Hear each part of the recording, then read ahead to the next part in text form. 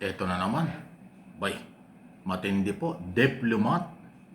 Ibig sabihin, opisyal ng pamahalaang Pilipinas sa abroad. Sabit din umano sa korupsyon. Maling paggasta ng pera ng bayan. Yan po ang sinasabi ngayon ni Secretary Teresa Lazaro, Secretary ng Department of Foreign Affairs. Pakinggan natin itong balitang ito ng GMA News 7, ang isa sa mga lehitimong news organization dahil ito'y lehitimong balita galing sa lehitimong media. Pinaiimbestigahan ni Foreign Affairs Secretary Teresa Lazaro ang ilang opisyal ng DFA na sangkot umano sa regularidad sa paggamit ng budget ng kagawaran. Sabi ni Lazaro sa exclusive ng GMA News Online, may diplomatic officials na pinabalik ng Pilipinas matapos masangkot sa umano'y maling paggamit ng pondo ng bayan. There are other situations whereby some personnel have sort of committed some lapse or gaps in their financial transactions, and that has been a subject of scrutiny and also to the point of recalling some officials because of the violations and the laws and regulations on this issue of funds that involves funds. Dahil may investigasyon, hindi pa mapangalanan ni Lazaro ang mga opisyal. I cannot be very specific because it's still undergoing further discussions, but it is my view that if official or any personnel of the Department of Foreign Affairs has violated fiscal regulations basically, then that should be subject of a thorough investigation and further on file the appropriate case against them. Wow. Dagdag ni Lazaro, Meron nagpapatuloy ang pagsasaayos o retooling sa mga opisyal ng DFA para sa wasto, legal at responsableng paggamit ng pondo. Bukod sa DFA, nirecall ng Department of Migrant Workers ang labor attaché ng Pilipinas sa Los Angeles, USA noong Setyembre. Matapos mabunyag na siya umano ang presidente ng isang kumpanyang iniuugnay sa isang multi-billion peso flood control project para sa GMA. Grabe, yan ang matindi. So, alam naman po natin ang mga sugo or kumakatawan sa Philippine government at Office of the President ay Department of Foreign Affairs at Department of Migrant Workers, DMW, under Secretary Kakdak at Secretary Lazaro ng Foreign Affairs Secretary. So kung diplomat, unahin natin yung diplomat para maling maintindihan nyo. Pag diplomat, ambassador, Consul General o iba pang opisyal. Hindi pa ho tinukoy kung saan bansa naka-assign at kung anong pangalan. Pero pinaputok na, inamin na ni Lazaro na merong ganon, ibig sabihin meron na siyang basihan na merong korupsyon. Ang pagpapangalan at investigasyon ay ginagawa na. Sandali, grabe naman na. Pati yun, alam nyo ang ginagastos ng ating mga diplomat, dollar. Kasi kung conforme, kung saan ka naka-assign. Dollar ang kanilang ginagastos at sweldo kung saan ka sila nasa abroad. Eh ngayon, may korupsyon. Abay, malaking pera yan. Malamang matagal lang nangyayari, ngayon lang nagkabukuhan. Kasi yan ay kasama sa programa ni Pangulong Marcos. I-expose, labanan ang lahat ng katiwalian sa lahat ng ahensya ng gobyerno at departamento. Not only Department of Public Works and Highway, Flood Control.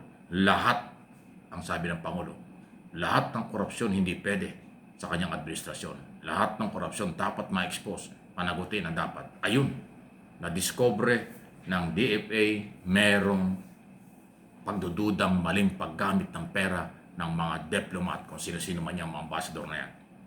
Ito naman, meron palang opisyal lang DMW, Department of Migrant Workers, na mukhang related sa iba pang scam sa Pilipinas, na opisyal naman dun sa Los Angeles, nirecall na. Ganyan po. Kalawa. Hindi lang pala local, national, international lang galaw ng mga korap. Kawawa, diplomat kayo.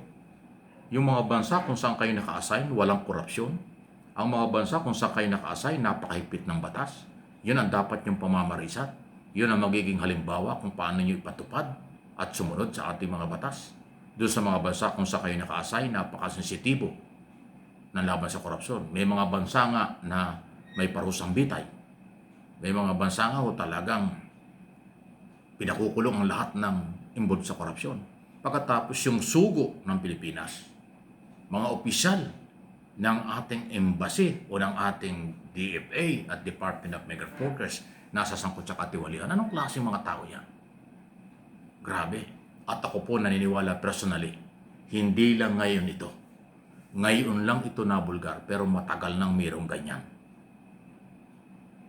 Hindi ko nilalahat, mayroong talagang mga tao pag nasa gobyerno natutokso sa pera kasi hindi yung kanila.